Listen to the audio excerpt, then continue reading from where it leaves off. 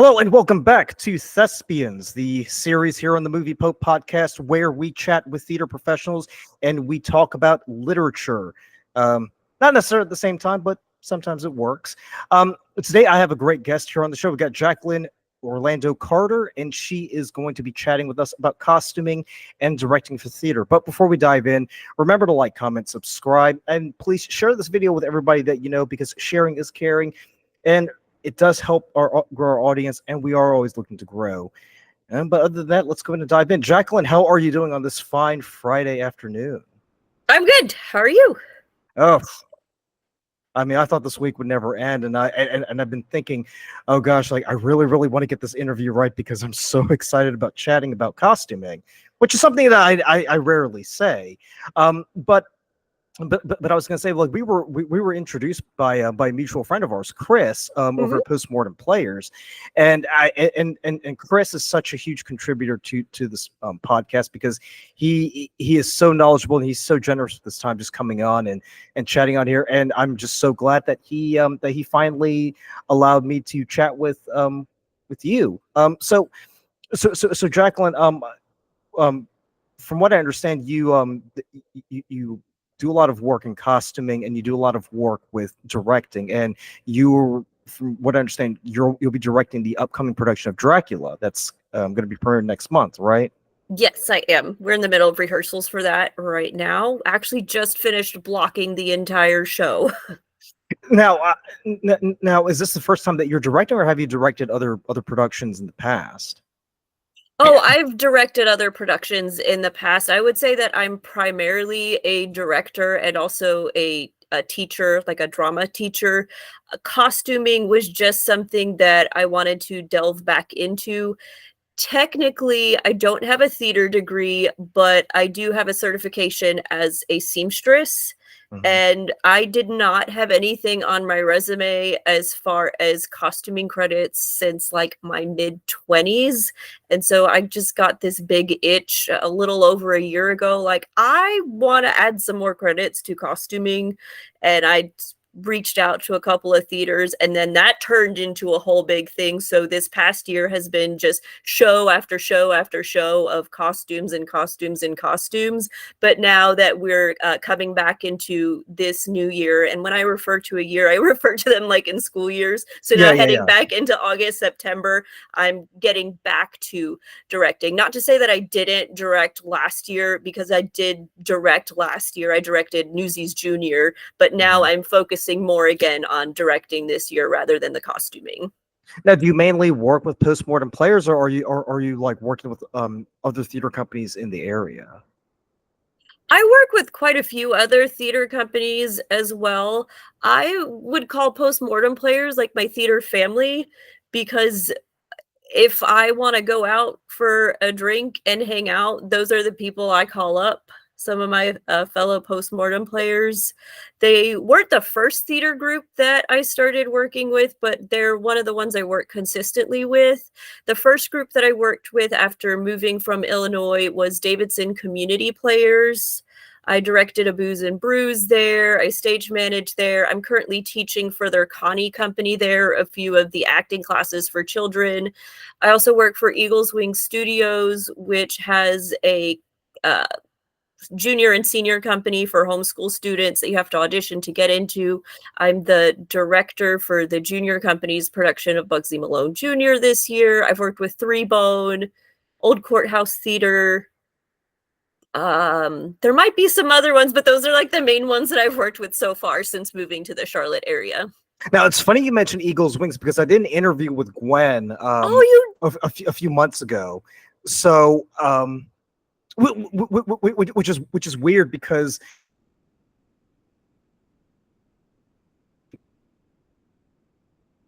said, we this is what we do. We basically, teach younger, I guess, middle school to high school students, theater. I think she said it was mainly like theater and musical theater, but I had no idea that you were involved with with Eagles Wings. That's pretty amazing. I got I was gonna say like I was gonna say like now that's just now that's just amazing, really. Um, Gwen, are you there? No, Gwen. I mean, my mind's so wrapped up with Eagles wings. I didn't. Jacqueline, are you there? You froze for a little bit. Oh, um, well, well, looks like she kind of like popped off. Let's see what's going on here. Um, but yeah, so while we're waiting for Jacqueline to get back on, I was gonna say, so right now with you know, I guess I can do a little bit of housekeeping right now with the Movie Pope podcast. So right now we're doing two series. We're doing this, and we're doing Thespians, and then in a few months we're going to be doing Myth, Magic, and Movies. Oh, Jacqueline, you're back. Yeah, can you hear me? Yeah, I can hear you. You froze for a little bit. But I was gonna say like I did have Gwen on the show a few months ago. So I had no idea you were with Eagles Wings. That's so amazing. Yes, she was one of the first people to hire me as soon as I moved here. She's like, someone else is going to hire you, so will you please take this job? I got to send you that link to that interview when it airs in a few weeks. Okay. I mean, she was lovely to have on there, and what's interesting too is that she I think she was either in Atlanta or she was driving to Atlanta, and we were doing the interview kind of like as she was in the car. I think she was on her way to Atlanta. Oh yeah, her daughter used to live there. Now she just moved back up here, so that's probably happening. Yeah. So Jacqueline, with I mean, with your CV and with your experience, and you also mentioned too that you don't have a theater degree. How exactly did you get started in theater in the first place? Because I imagine when you walk into a theater and you say, "Hey, I'm Jacqueline. I love theater. Can I direct a production?" I imagine they would kind of look at you a little bit funny at first. Like so how exactly did you kind of get started in this whole thing? So back in 2008, when I needed a job and I was having a hard time finding a job, I was actually costuming a show. And the director of that show, she and I had been co-workers at Ruby Tuesday back in the day. And as we were having conversation, she realized, oh, hey, my boss is looking for drama teachers. Maybe you should apply to do that. I hadn't really taught anything at that point. I had done plenty of summer camps as a teenager for theater, and I was well versed in it, but I didn't think I was actually going to get the job. So for me, it was just another job to apply for. And I actually did get hired and turned out to be really good at it. She said I was going to start off with 3 classes. I ended up with 7 classes. Oh, wow. So that was great, and I'm really thankful for the opportunity I had with Drama Kids International in Columbus, Georgia, because Valeria Marto, she was the one who hired me, and if it weren't for her, the doors would not have opened up. I took a break from theater and I got other jobs. I was a teller at Wells Fargo. I was a secretary in a translations department because I speak Spanish. I'm pretty good at French and English. And it was my kids who missed and remembered the years when I did teach theater who asked if they could do theater again. And when we were looking for theater companies to participate with in Ohio, since everything was so far away because it was farmland, I just stayed there and I just offered to volunteer. And so I originally started off as a volunteer, but they realized quickly, like, I had taught theater in the past. So I basically immediately was asked to be the assistant director or be an acting coach. I helped plan the season for that was going to be upcoming the following year. Unfortunately, COVID ended up shutting that down and they weren't able to complete the season. But that's basically how it got started. I haven't really had to ask people to give me theater jobs, which sounds so weird, but I actually went to go see The Lion King the other day, and they did a Q&A at the end, and some of the people sitting up on that stage even said, yeah, I never applied for this job. You just know the right people. They work really well with you. They throw your name out there, and suddenly people are approaching you saying, hey, I want to give you a job. So even with Gwen and Eagle's Wings, my kids are homeschooled. So my kids were taking classes there, and she asked if I would choreograph a dance for their musical review and do some acting coaching. That went really well. So she asked if I would work for her.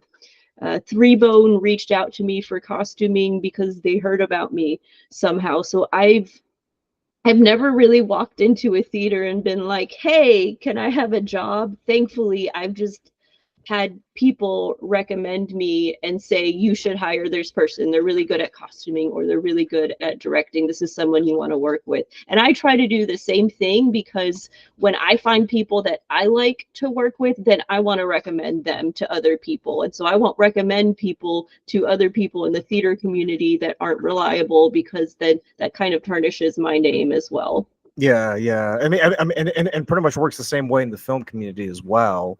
So there's a lot of parallels going on.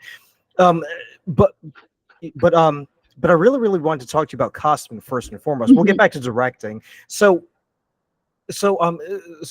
you mentioned a few gigs that you did where you were called upon to be a sort of like costuming expert or costuming designer. Can you talk about like what was that like, and what goes into I guess costume production for for a play or a musical? Because in my mind, I always assume they either have like a seamstress backstage who's like measuring people for costumes, or they just come up with a list and they hand it to the actor and says, here, this is what I need you to wear on stage. Go to, I don't know, Goodwill or the Salvation Army and go get it. So kind of kind of walk me through that process of what that's like. Of course. So it depends, first of all, on what kind of a budget you're looking at. That's going to determine whether or not things are basically being able to be constructed and built from nothing and designed for every person, or if you're pulling from a place that just has a lot of costuming options that you can have, or if you are having to go out and thrift. Sometimes it's even like just a combination of all of that. So recently, Chris, he talked to you about Death Takes a Holiday. This one would be kind of a good example for me to use. So I was the costumer for that, and I had a team working for me for Death Takes a Holiday. And the first thing I did was I would sit down with the director and find out what is their vision overall for the show, and what can I do to make sure that it's a cohesive version as far as all the designers involved are. And then I will come up with ideas for it. A lot of times for a character, I'll have a vision board that will have pictures. A lot of designers will draw. I don't feel like I'm the strongest when it comes to drawing, so I prefer taking pictures and sending a vision board to a director of this. Is this the general idea that you are thinking? Am I going in the right direction with your vision for this show? Now, if I am planning to design and construct something from scratch, I do draw. So it's not that I don't at all. It's just not my preference, especially since like this past year I was costuming so many shows at once. There's just not logistically time to sit down and sketch every single item that's going to be on there, kind of like you would see when a Broadway production and they pull out all the beautiful pictures that the designer has come with for each character. So I'll come up initially with what I think the design is going to be. And generally, if I'm going to have to construct something from the beginning, I will tell the director, I think I'm going to have to construct this piece. So I did Mojada recently at Three Bone and Medea. At the very, very end of the piece, she's supposed to come out in a very specific look. And speaking to the directors, I knew right off the bat, I'm going to have to make this. This is not something we're going to be able to find. And that piece I completely designed and made and tailored to the actress after I took her measurements. Every show that I do, even if I'm pulling things that the theater already has, I measure all the actors. If I know the sizes of what I'm looking for, it saves me a lot of time. There's no need to go and look through a theater's costumes and then realize, oh, this isn't even going to fit the people that I'm looking for. It saves me time if I know what's going to fit them. And then that's also the same thing for thrifting. For Death Takes a Holiday, it wasn't cast until April, but I started looking at costumes at Old Courthouse Theater, which is where it was held, back in January. So I met with the director. I took pictures of the costumes we had. I knew what sizes things were. That way, by the time we were cast, I had a general idea of what do we still need to find, what do you already have.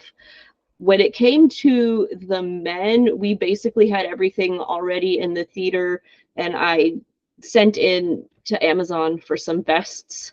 When it came to the women, that one, I also had to order some things. I had to thrift some things. And I did have certain pieces that were constructed, and there were a lot of head pieces made and things. So that, I always start with the design first, even if I'm going thrifting. Every once in a while, I might be at the thrift store and like I'll have specific ideas of what I'm looking for, but maybe a piece of clothing speaks to me. I'm like, oh wow, this just has the vibes for this show.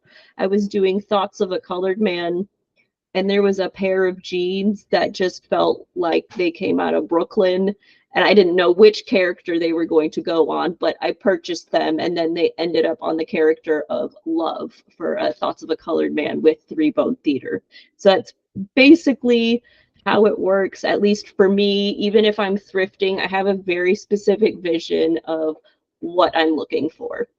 So I know you mentioned this earlier, but I kind of want to circle back to it. So when it comes to planning out the costuming, do you tend to wait until after casting is done, or do you find it more efficient and much better to kind of get everything ready before you figure out who the actors are? Because I imagine you would probably want to wait until you've actually got your leads cast, and then you can figure out, well, this guy's like 6'3" and a size 35 waist, so we'll definitely need to get something that kind of fits him, as opposed to just kind of like sitting there guessing, well, are they going to be like a certain size or a certain height, and will this piece kind of work, or do I have to go out and get this to kind of make it work on them? You know what I mean?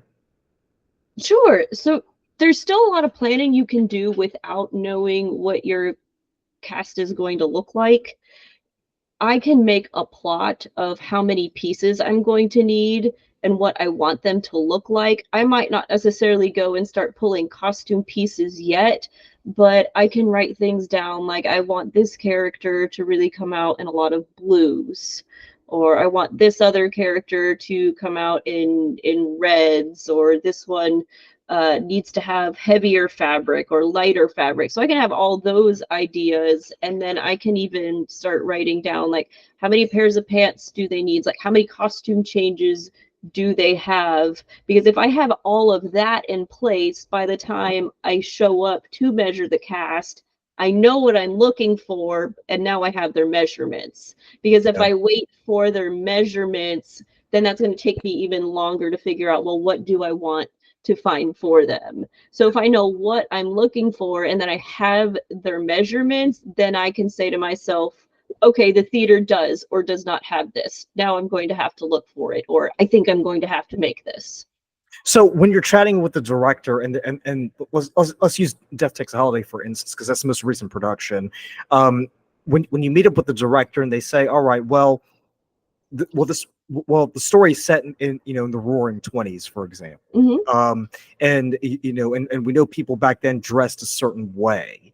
When they give you those parameters, do you feel like that kind of gives you a bit more leeway to figure out like how to add your own I guess your own aesthetic to the production, or are you pretty much informed by by what's in the script and what context the play is set in to kind of inform you how as to how the actors need to dress when they're on stage?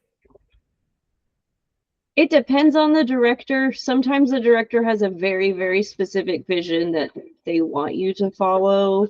I've had directors change the time period of when a script was written in, and now I have to make sure that I follow that time period that they want it in. Mm-hmm. Other times, the director is more character focused, and so they want you to communicate more with the actors as far as what they feel like their characters should be wearing, and that works a little bit better for your more contemporary pieces rather than your period pieces. So does that kind of answer your question? Yeah, because when I've interviewed production designers in the past, I mean, they pretty much said the same thing that you've said. It's pretty much up to the director. So so there'll be some productions where you guys have a lot of freedom to kind of inject your own creativity into it, whereas other times the director will take a more auteur approach where it's like it specifically has to be this, and this, and if we don't do it exactly that way, then the whole thing's gone to pot, really. Yeah, and Death Takes a Holiday, I had a lot of leeway with that one. I'm pretty close with the director, Hilary Powell. She's actually my intimacy coordinator for Dracula right now. So a lot of her vision and my vision was just already in agreement anyways. It doesn't mean that we always agreed on everything. There were definitely pieces that I presented to her that she did not like. Like the final dress that Grazia came out in, we were I brought out one dress and she didn't like it, and then I brought out another dress and she liked it, but I didn't like it, and so that ended up being a piece that I constructed, and then we were all very happy with the final outcome for that. Even the actress who played Grazia, she loved that dress. It was very pretty, white flapper style dress.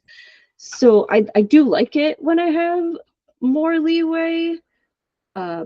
But then sometimes I do prefer having specific direction, especially if I'm busy, because then I don't have to think as much. But Death Takes a Holiday was like a passion project, so having all the fun with that and a very supportive team behind me, we were able to do a lot of fun things with that. So that leads me to another point, because you are directing Dracula for Postmortem Players. Yes. When it comes to directing, do you sort of have like this idea of this is how exactly I want the costumes to look? It's got to be this way, or do you kind of allow more freedom on the production designer's part to kind of offer their own interpretation while still being faithful to what you're trying to do? So when it comes to costuming, even though I costume a lot of shows, I give a lot of leeway to my costume designers. I don't really give them very, very specific things. Every once in a while, there might be like a couple of things that I have a very specific vision on, but I feel like as the director, I don't really have the time to micromanage that. So I'd rather give them what the vibe of the show is and what it should feel like. And then since basically all of the costume designers that have designed for me know that I do it as well, I've told them, if you have any questions that you just really want to talk about, feel free to come and talk to me about it. But please know, I'm not going to tell you how to do this. This is your design. I want you to take ownership of it. If I don't like something, or it's not working and it's not blending with the vision as far as everything else goes, I'll let you know. But please don't feel like you're trying to match some sort of very specific vision in my head, because I don't have one. Right, right, but at the same time, I mean, you also don't want to like go off the rails. If you're doing a story set in Victorian times, it would make no sense for Dracula to come out in a denim vest with rhinestones on it. Well, but in this Dracula, it does. Right, so, right. Yeah. So I do give them parameters. Like when I did Newsies is in 1899. So that had to be period appropriate. and that was basically the So no bell boundaries. bottoms, basically. So Newsies was period appropriate. I think the biggest critique I had with that one, because it was children, like make sure the Bowery Brigade, since these girls are actually only 12, aren't wearing anything that's super revealing, because that would be inappropriate. And we had to make our Jack Kelly look a little messier because he was too clean cut. But then, like for Dracula right now, since it's not really Victorian era. Like it actually says in the script, the opening scene where Dracula comes out, he comes out in pleather pants and a lace vest. So it's kind of like a floating timeline sort of thing, right? There's a lot of contemporary jokes in this Dracula, a comedy of terrors. Think of it like there's a lot of gender bending in it. Think of Monty Python and Mel Brooks, like if they had a baby with Dracula. And a little bit, also a little bit of Rocky Horror based on what you're describing. Oh yes, too. yes, that as well. Because I did have people auditioning do the time warp at the audition, just the dance. Because it's not a musical, but there's dance breaks throughout Dracula. Right. You know, it's very campy, but it's also, you know, horror as well. So I do want to shift gears a little bit when it comes to directing, because you've said that you would identify yourself more as a theater director, you know, out of all the roles that you play in theater.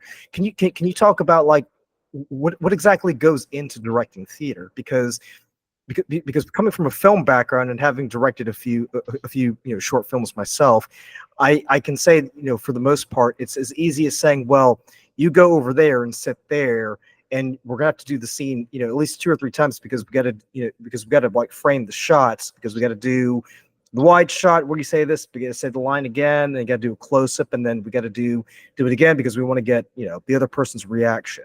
So when it comes to theater directing, you're not as meticulous, but you also don't have the safety net when it comes to, you know, when it comes to doing as many shots like you would have in filmmaking. Yeah, that is true. I also think it kind of depends on the space you're in.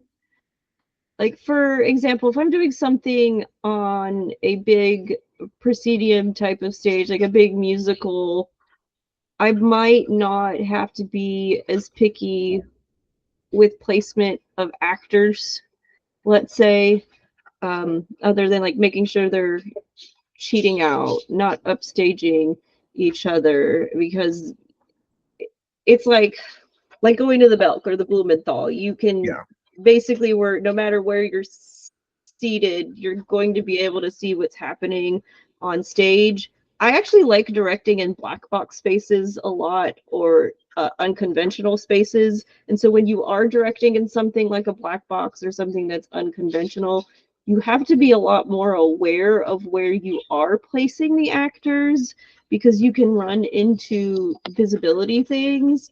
You know, Three Bone does a lot of things in a black box space. Postmortem does things in the black box space at Old Courthouse. So Dracula is in the black box space there. And so I do have to be meticulous about the placement, because it's small, and there's these pillars in the middle of the space that can be in the way of the audience's view.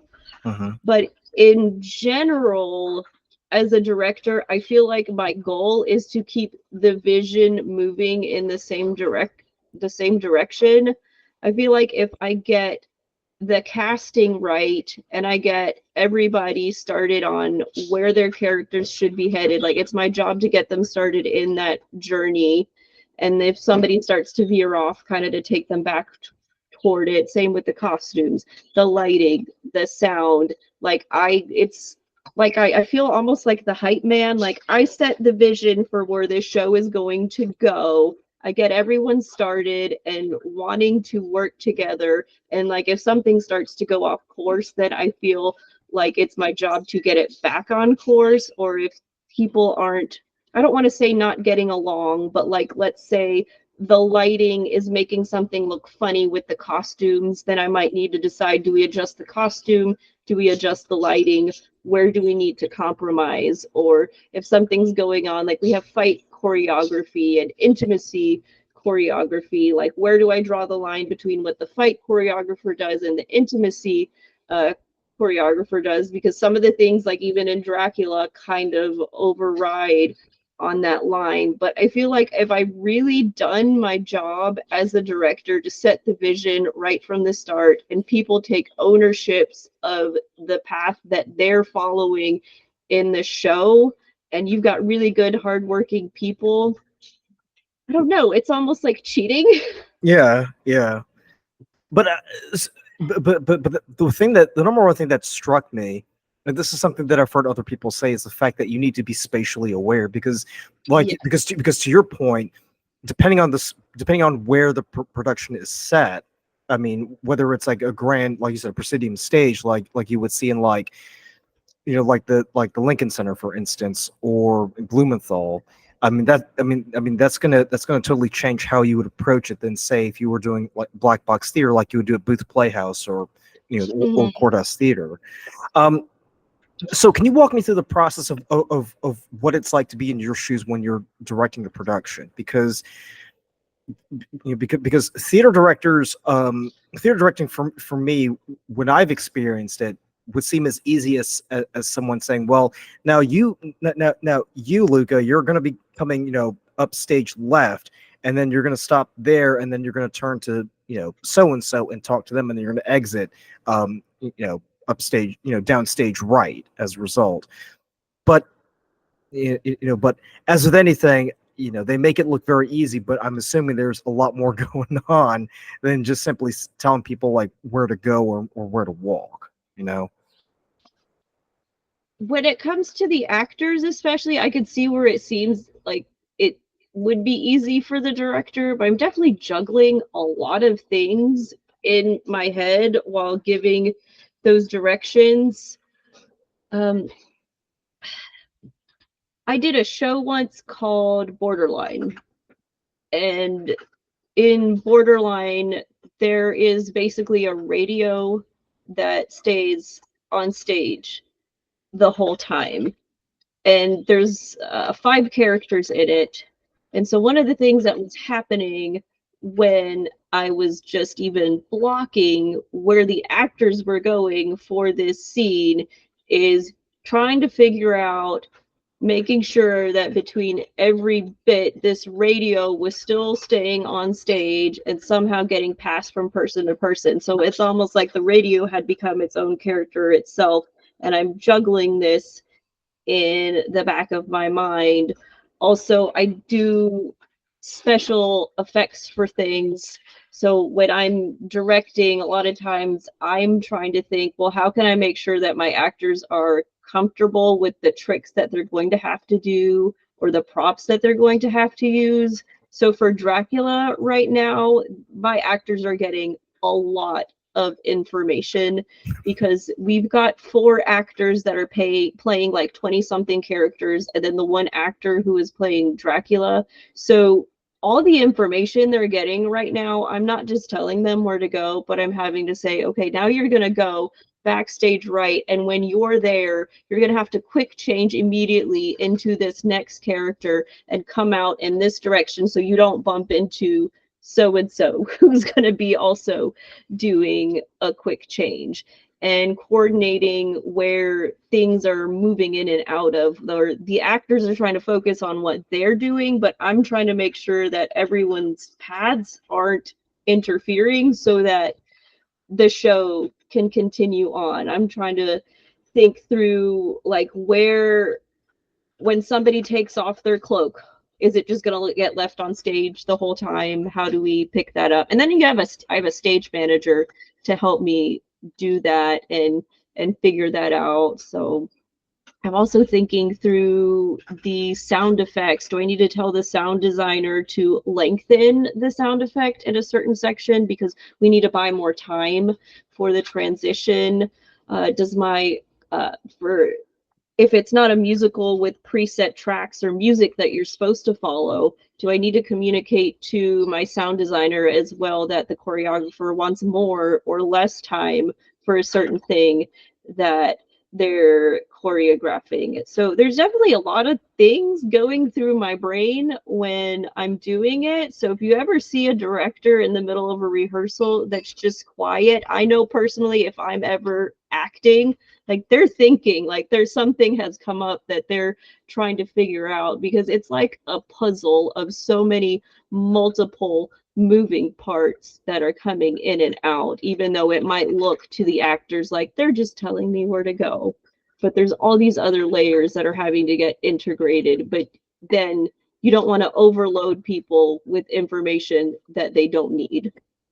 Well, I was gonna say, like, I was gonna say, whenever the director was quiet, I would just stand there. I'm like, oh shit, like, did I do something wrong? Like, Oh gosh. and I'm just looking around like a deer in the headlights. Like, I said the line right, didn't I? but your point, it actually makes a lot of sense, because you guys are having to deal with not only the actors, but you're having to deal with with the people behind the scenes also. So let me ask you this. So so you're juggling like all these different people, the actors, the stage hands, understudies, lighting, sound, special effects, costuming. Is there like one particular aspect that you would say kind of gives you the most grief? You don't have to name any names, but like is there like a certain aspect that where you think, oh God, like I can't believe that happened again? I don't think there's one aspect that gives me the most grief. I think it's generally people. Uh,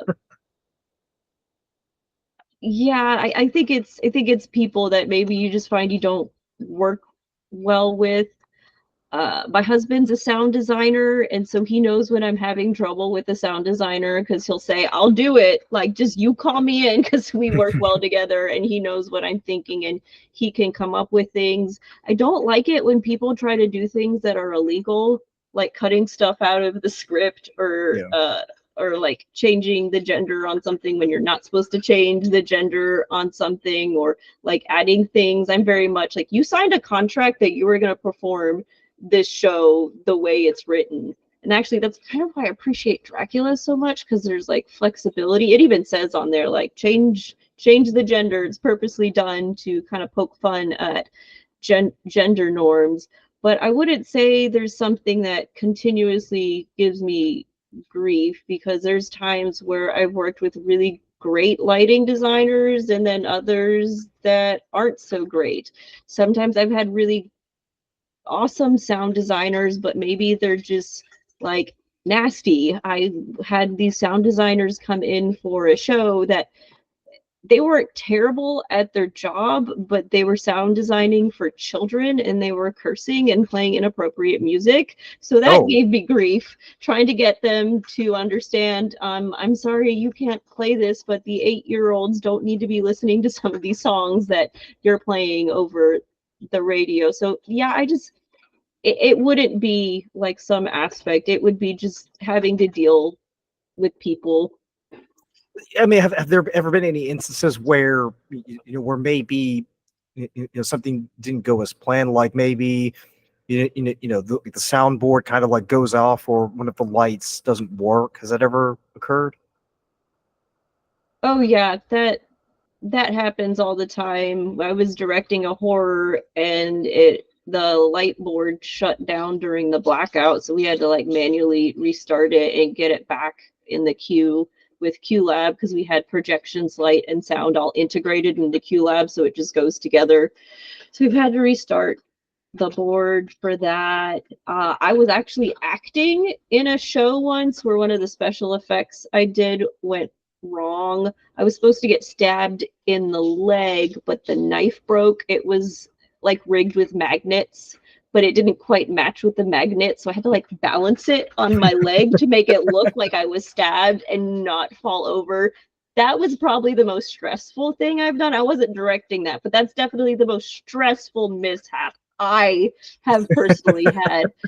happen, because as far as like sound going out, generally actors who are trained, if their mic goes out, they pick it up easily enough, and so they'll just start to project louder until they hear the mic pick back up. If I feel like I generally have prepared my cast to improv should they need to. A lot of times I think some of the most special moments of live theater are those happy accidents where you have to cover for yourself, you know, not like you're purposely improving, but you have to go back and fix something, or maybe a prop accidentally did fall down or break that wasn't supposed to.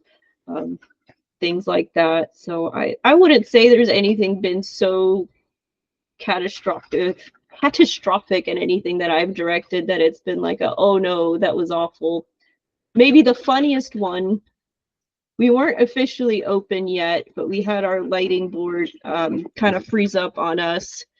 There was the moment at the end of a show, it was a horror, that I was directing, and it was supposed to be an open-ended thing. Like, you don't actually know what happened. It ends with a little boy staring straight into a really bright green light, and then the show just ends.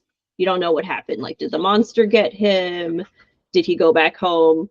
That's what was supposed to happen. But our lighting board messed up, and thankfully this was just like the reviewers were in, and it wasn't officially opening. But what we had done as a safety precaution, the fight choreographer had come and told someone, because when you have a bright light shining in your face and suddenly you're in like a complete blackout, you can't see where you're going, and we didn't want him to trip over the set. So the guy who was playing the monster in the show was the only one who could get to him, because everybody else was on stage. Nobody else could help like guide him to safety. So the guy playing the monster comes up right behind him to like gently guide him and get him into position for the bows after he has this bright light in his face. Yeah. Well, the blackout didn't happen, and so it looked like to the preview audience that he got taken by the monster, because they saw they were just doing what they were told to do, because they were waiting for the light to flash, and then it didn't flash, and so he still took him off for the bows, and they're like, oh my gosh, like he died. And it was like, no, he didn't die. So we went back and told him like no, that was a technical thing. But thankfully that never actually happened during the show. It was fixed. It was left ambiguous. I mean, for a very brief moment, people thought the monster got the kid. They did. I had so many people come up to me and ask me, like, did he get him? I was like, no, he didn't. Oh, sorry about that. He was a sweet, innocent child. Why would you let that happen? The playwright thought it was funny. I actually still keep in touch with that playwright. I told him, I was like, by the way, this happened. It was really funny, and we laughed about it. Yeah, I mean, it's a good thing too. Otherwise, the scriptwriter would have come on screen and be like, "What the heck is this? That's not in the script." It's like, well, you better want to sit down for a little bit, because something really weird happened. But I mean, it kind of makes sense, because when you're performing in a space like Old Courthouse, I mean, obviously not everything is going to go to plan, because obviously it's an older theater, or but even if you're operating in a much bigger space or a newer space, sometimes things don't always go to plan either. So that totally makes sense. Yeah, there's a lot of theaters. Like this play that I was just talking about was actually at a small black box in Illinois. But like that one, very similar vibe to like Old Courthouse Theater, where it's older, and so not all of the things have been updated. So that's the one, and we would like, sometimes the light board would just give out and we'd have to like manually restart it. Thankfully we were quick enough to fix it, usually in between scenes or something, so most of the time the audience had no idea what even happened. It was covered. Yeah. Well, Jacqueline, I definitely do want to be respectful of your time, just because I know you're very busy. But I do want to thank you so much for taking time out of your schedule to come onto the podcast. But before we sign off, what would you say would be the most important advice you would give to someone who was thinking, I really, really do want to get my foot in the door as a theater director. Like, what would you, if you had to sit them down and give them a heart to heart, what would you tell them? Is this somebody, or you just in general with a theater degree, no theater degree, somebody wanting to get into professional or community theater? I mean, well, just someone in general. So, like, say for instance, like at the end, at the end of a production, when everybody's like milling around afterwards, and like, someone walks up to you and says, "Hey, you directed the production, right?" And you're like, "Yeah," and like, how do I do what you do? Well, I know in the Charlotte area, there's a lot of groups that do 10-minute play festivals, and that's always a great opportunity to start with just something short and sweet and kind of get a feeling for what it's like to work with actors. Another great thing is just be involved with the different theater groups here. If you want to direct, you can't just always act. I think it's very helpful to be aware of what the other people in the cast and crew are doing, not just acting, but ask to maybe be an assistant director or an assistant stage manager, and just kind of shadow and soak in everything as much as you can. Different directors have different styles. Maybe kind of find out what your style is. You can learn things from everybody that you observe, whether it's the right thing to do or the wrong thing to do. There is so much you can learn from just observing. But for sure, for someone who has primarily just been acting, I would say get behind the scenes more. I really don't like it when I run into people who are like, "Ugh, I can't imagine what it would be like to not be performing." There is so much that happens, whether you are crew, lighting, sound, stage management, that's important, and they're just as much a family to the community theater and a part of the team as the actors. And there is a reason why most of the theaters around here are paying their designers and not the actors. And that's because I think just the countless hours that go into that, like, I wish people would kind of sit and reflect and realize all the planning and work that really goes into it. So that's some of the things that I would say, just spend more time learning how all the other aspects work, because if you are going to direct, maybe do a 10-minute and see what it's like to work with actors. If you are primarily an actor, get an idea of what it's like to work with the design crew, because you need to know how to put everything together. And if you're on the other side where you primarily design, audition for a 10-minute and see what it's like to feel like an actor, because I think it also takes a sympathetic director to know what it's like to be in the shoes of the performer. And I certainly learned that. And I think every time I go back to act, it's like a good refresher of, well, how would I explain this to myself if I was directing myself? And then I use that with my actors later. Excellent. Well, Jacqueline, if people want to learn more about you, or if they want to check out any plays that you're directing or working on, how can they do that? Where can they go? Oh, so I am on Facebook as Jackie Obano Carter. I can also be found on Instagram. I don't keep up with that as much, but I do have a lot of my costumes on there. It's at the Loopy Lucy, which Loopy is Loopi, Lucy Loosi. So you can find me on that social media, and also follow Postmortem Players. Excellent. And when does Dracula Comedy of Terrors premiere? October 24th, Thursday, October 24th. And we have a really awesome promo at the Gibson Mill Market and High Branch on October 11th. It starts with a blood drive at 5 p.m. and then there'll be a little sneak preview of the show at 7, as well as a beer release, the Naughty Nosferatu. Ooh, excellent. Jacqueline, I can't thank you enough for taking time out of your day to be on this podcast. And I would love to have you come back on very, very soon. And I just want to thank everybody for taking time to watch this episode. And if you're enjoying the content, remember to leave a like and a comment. You can even say you don't like my beard or I look funny with a potato head. I just leave a comment and let me know how I'm doing. But other than that, thank you so much for watching, and we'll catch you on the next one.